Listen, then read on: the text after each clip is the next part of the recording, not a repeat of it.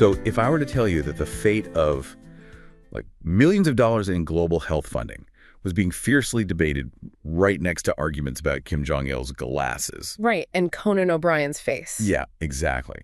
You'd probably think I was crazy.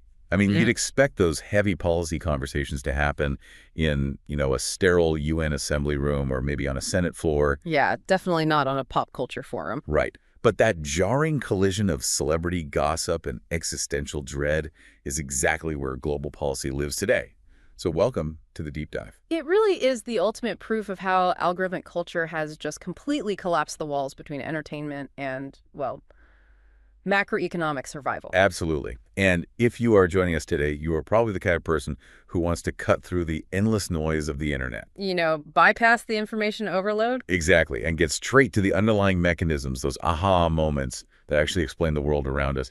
And we have a massive one for you today. You really do. We are looking at a highly viral and honestly incredibly awkward video exchange between billionaire Elon Musk and a prominent journalist. It's a very short clip. But the reaction it sparked on a popular internet forum is staggering. Our primary source material today is a heavily commented thread from the Reddit community, our pop culture chat.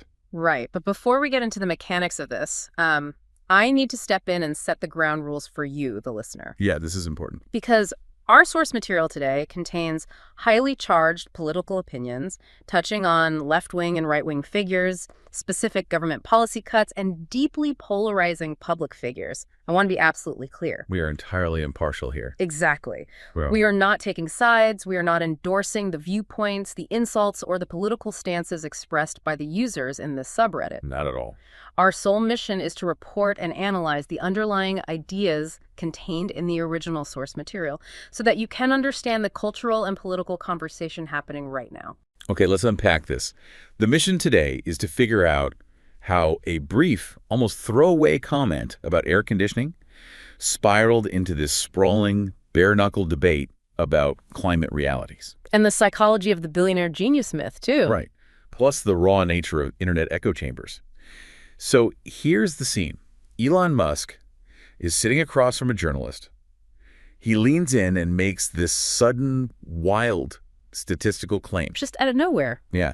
He states that more Europeans die from heat than Americans die from guns. Which is quite a pivot. It is. And then he challenges her publication, essentially asking, why doesn't The Economist write about air conditioning? Well, it is a deliberate rhetorical strategy. I mean, he executes a very specific, aggressive pivot to throw her off balance. Try to reframe the debate on his terms, right? Exactly. But the journalist doesn't take the bait. She calmly replies that they are, quote, very pro-air conditioning. Which is such a funny response. It is. And then with just the driest, most cutting British delivery, she suggests you should read us sometime. Yeah, it is a spectacular brush-off. But who exactly is he trying to intimidate here? Well, he is speaking to Zanny Minton Beddoes. She is the editor-in-chief of The Economist. Okay, a heavy hitter. Oh, absolutely. To give you some context on her from the users in the thread, she is heavily steeped in global capitalism. So she's not exactly an anti-billionaire activist. No, not at all. She isn't a radical activist trying to dismantle the billionaire class. I mean, she operates at the very center of the global financial establishment. Right. Users note that while she might not personally like Musk, she recognizes the unprecedented sway he holds. So she has to treat him as a geopolitical force. And she actually wrote a reflection on this specific encounter later, didn't she? She did, and her choice of words is highly revealing. She wrote that she was stunned by his fatalism and his insouciance. Insouciance. Yeah, it basically means a casual lack of concern or indifference. Wow. She noted that while his technological achievements are extraordinary, she found his overarching demeanor toward global crises deeply alarming. So you have this highly educated, deeply connected editor trying to have a serious economic discussion, dealing with a guy throwing out a seemingly random statistic comparing heat waves to gun violence. Basically, yeah. Wait, I need to stop here. Yeah. Is there any truth to that statistic, or is he just acting like a random word generator to sound provocative? Because it sounds fake. Completely. Comparing European heat strokes to American gun violence sounds completely fabricated. Well, what's fascinating here is that the raw numbers actually back him up. Wait, really? Yeah. A Reddit user in the thread did a deep dive into the mortality data to fact-check the claim. Roughly 175,000 Europeans die from heat-related causes annually. Okay. And the U.S. gun deaths. When you look at the United States, there are about 44,000 gun-related deaths per year. Oh, wow. So purely on a baseline numerical level, his statement is factually accurate. But focusing purely on the math of those deaths creates a massive blind spot, which the forum immediately caught. Oh, they jumped right on it. Because if the math is true, why did this specific clip generate such volcanic anger online? Because it relies on the logical fallacy of false equivalence. Right, trying to equate two totally different things. Exactly. The subreddit's primary intellectual critique focuses on the absurdity of acting like two entirely different crises cancel each other out. Like it's some sort of competition. Right. Global warming is tragically killing a massive number of Europeans, and firearms are tragically killing a massive number of Americans. Both are terrible. But comparing environmental thermodynamics to interpersonal violence with deadly weapons offers absolutely zero utility. It doesn't solve either issue. As multiple users pointed out, it operates entirely as a deflection mechanism. Precisely. It is like telling someone their house is currently on fire, and them responding by saying, well, more people die of heart disease. That's a great analogy. Right. I mean, mathematically, heart disease might have a higher mortality rate, but quoting that statistic doesn't put out the fire in the kitchen. No, it really doesn't.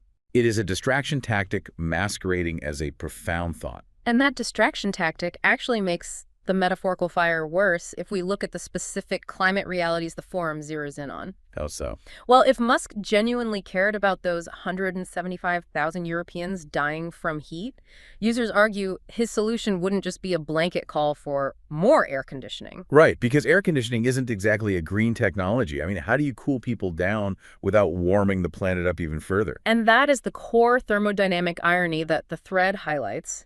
Users point out that older air conditioning units rely on refrigerants called hydrofluorocarbons, or HFCs. Okay, and those are bad news. Oh, terrible. If those leak, they have a global warming potential that is hundreds to thousands of times greater than carbon dioxide. Wow. Hundreds to thousands of times. Yeah. You are literally pumping heat out of a building while leaking gases that trap heat in the atmosphere. So it's a vicious cycle. Exactly. The thread argues that if someone with Musk's capital truly wanted to solve this, he would fund massive modernization campaigns to replace those highly polluting models with heat pumps or cleaner technologies. But instead, he just treats it as a rhetorical talking point. Pretty much. It highlights a massive shift in how the world is viewing air conditioning, too. A user pointed out that governments like the UK are actively subsidizing AC and solar panels specifically because of these rising heat deaths. Right. It's becoming a necessity. Exactly. We are watching a real-time shift from air conditioning being viewed as a luxury appliance to it being classified as critical public health infrastructure. That public policy angle is crucial, actually. Right. The funding and infrastructure planning are already expanding in Europe to adapt to the climate shift. They're already on it. Right. So Musk's attempt at a gotcha moment against The Economist falls completely flat. Yeah, he's basically criticizing a lack of awareness about a problem that foreign governments are actually already addressing through complex billion-dollar public policy initiatives. And, when a proposed solution completely ignores the physical reality of how that solution actually works, it opens the door to a much larger critique. It really does. And that's exactly what happens next in the thread. The users stop attacking the specific argument about heat waves, and they start dismantling his entire legacy. Oh, they go all in. Here's where it gets really interesting. They ruthlessly deconstruct the fundamental idea of Elon Musk as a genius. They attack the foundation of his origin story, honestly. Yeah, one of the most repeated sentiments in the thread is that he is a dumb person's idea of a smart person. Which is a brutal takedown. It is. They argue his success isn't derived from some generational raw intellect. Instead, they point to the widely discussed lore of his family's apartheid-era emerald mine wealth in South Africa. Right, the head start. Exactly. The argument is that he started with massive financial leverage, proved incredibly adept at exploiting labor, and simply bought his way into companies like Tesla that were already built by other engineers and were on an upward trend. We really need to look at the psychology behind why this specific critique is resonating so strongly right now, though. Yeah, why now? Well, for the better part of 2 decades, society collectively bought into the tech savior myth. True. But why did we need that myth in the first place? Because the alternative is terrifying. How do you mean? We wanted to believe that the individuals hoarding hundreds of billions of dollars in wealth were doing so because they possessed a unique evolutionary software, a singular genius that the rest of us lacked. Oh, I see. It is comforting to believe the world is a strict meritocracy. Exactly. If we accept the forum's premise that immense wealth is largely the result of historical momentum, ruthless leverage, and luck, it forces us to confront how deeply fragile and arbitrary our economic systems actually are. That makes a lot of sense. And the cultural comparisons the users make to illustrate this are fantastic. The movie reference. Yes. Someone made a direct parallel to Chet, the billionaire tech bro character played by Edward Norton in the movie Knives Out 2. Oh, that's spot on. It really is. It is a character who surrounds himself with genuinely brilliant engineers and scientists to create the illusion of his own genius.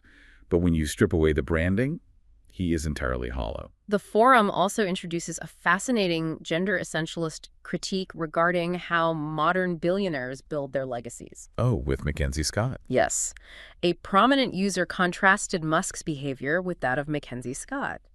They pointed out that after acquiring her billions, Scott immediately and quietly began redistributing that wealth to systemic charities, food banks, and nonprofits. Just doing the work behind the scenes. Exactly. She focuses on repairing the invisible infrastructure of society. Meanwhile, the thread points out that Musk is out here subjecting the world to what they explicitly called his phallic rocket ships. A very different approach to legacy. To say the least. It is a stark contrast between redistributing capital to fix systemic human issues versus building monumental physical testaments to your own ego and ambition. Wait, I have to play devil's advocate here for a second. You're late on me. When you read through thousands of comments claiming he has low intelligence, that money doesn't equal smarts, that he's just an opportunist, isn't a massive portion of this just classic tall poppy syndrome. You mean just resenting whoever's at the top? Yeah. You reach the absolute pinnacle of global wealth, you become the richest man on Earth, and suddenly every anonymous internet commenter thinks they could run SpaceX and engineer electric vehicles better than you.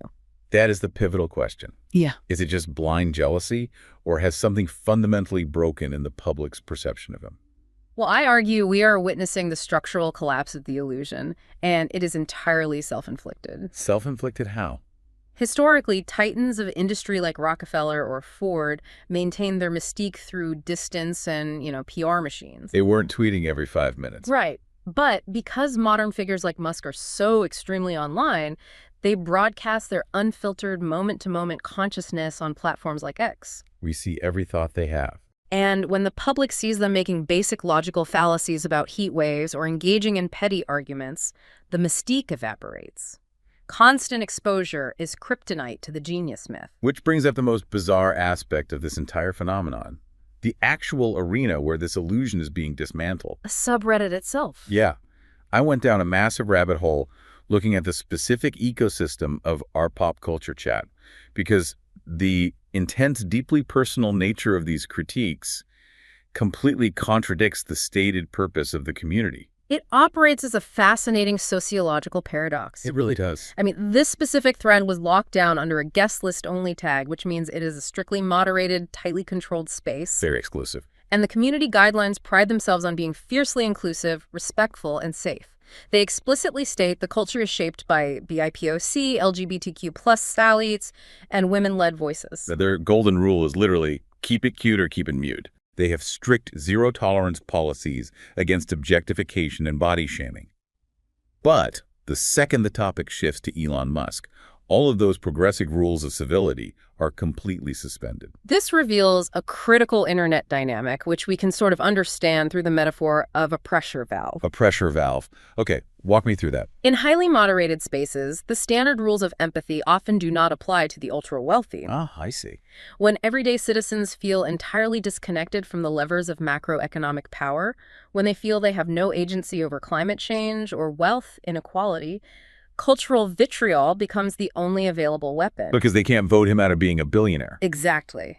Tearing down his physical appearance is an attempt to reclaim agency and strip away his power in the only domain they actually have access to, the cultural conversation. And they are ruthless. Yeah. I mean, let me give you a sense of just how vividly weird the insults get. Oh, please do. They aren't just calling him ugly. They are comparing his aesthetic to Kim Jong-il wearing outdated dictatorial glasses. That is so specific. It is. Someone called him a fleshy marshmallow. Another user said his physical vibe is gamey. Gamey, like old meat. Yeah, gross, right. Someone called him a big back, a stuck fart, and my personal favorite, they said his face is slowly morphing into a funhouse mirror version of Conan O'Brien. It is deeply personal and highly specific. But here is where the absolute tonal whiplash happens. Right beneath a comment calling him a stuck fart, there is a detailed multi-paragraph breakdown of international mortality projections. Which is just wild to see side by side. Users transition instantly from body shaming to citing heavy, real-world policy numbers. They brought up DOGE, the proposed Department of Government Efficiency that Musk was involved in shaping, and projected that the specific cuts they want to make to USA could result in anywhere from 300,000 to 700,000 deaths. We really need to unpack how those acronyms actually connect to human lives, because that is a massive claim. Yeah, what is USAID exactly? USAID is the United States Agency for International Development. They are basically responsible for administering civilian foreign aid and development assistance globally. Okay, but what does that actually look like on the ground? Well, it looks like funding for malaria nets, the distribution of antiretroviral drugs for HIV and AIDS, childhood vaccine programs, and famine relief in developing nations. Literally life-saving stuff. Exactly. So when a proposed efficiency department targets those specific budgets for massive reduction, the mortality modeling isn't some abstract political theory. It's just a grim math equation. Right. It is a direct calculation of what happens when you withdraw existing medical and nutritional support from vulnerable populations. The forum users are looking at those ledgers and equating a policy decision directly to a projected death toll. But how does a subreddit dedicated to dissecting Taylor Swift's tour outfits and reality TV drama end up debating the intricate mechanics of USAID funding and global mortality modeling? It's so jarring. It feels like two completely different universes are operating in the exact same comment section. That's because algorithmic context collapse has forced those universes to merge. Context collapse, meaning what? Well, social media platforms do not allow us to compartmentalize our realities anymore. Right. You open an app and you scroll past a meme, a pop star's highly publicized breakup, and a projection of 500,000 deaths from foreign aid cuts, all within a 3-second window. Just boom, boom, boom. Exactly. Yeah.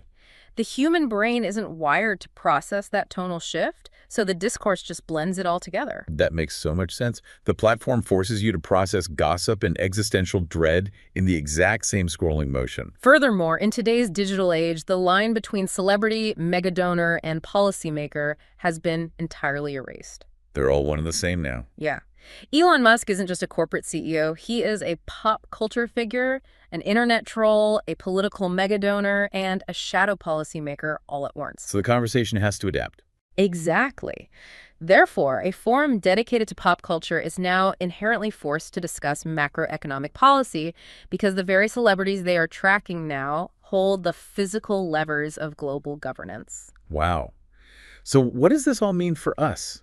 I mean, if we zoom out and look at the journey we've just taken you on, it is pretty staggering. It really is a lot to take in. What started as a short defensive clip about air conditioning and Beddoes, The Economist actually cracked open and revealed the deepest societal anxieties of our current era. It really did. It exposed our fears about climate change, the inescapable realities of wealth inequality, the structural collapse of the billionaire tech savior myth, and the raw, unpolished pressure valve of internet echo chambers. It proves that in 2026, you can no longer separate the pop culture from the policy. Not at all. Every interaction, every meme, and every passing comment is scrutinized for its broader geopolitical implications.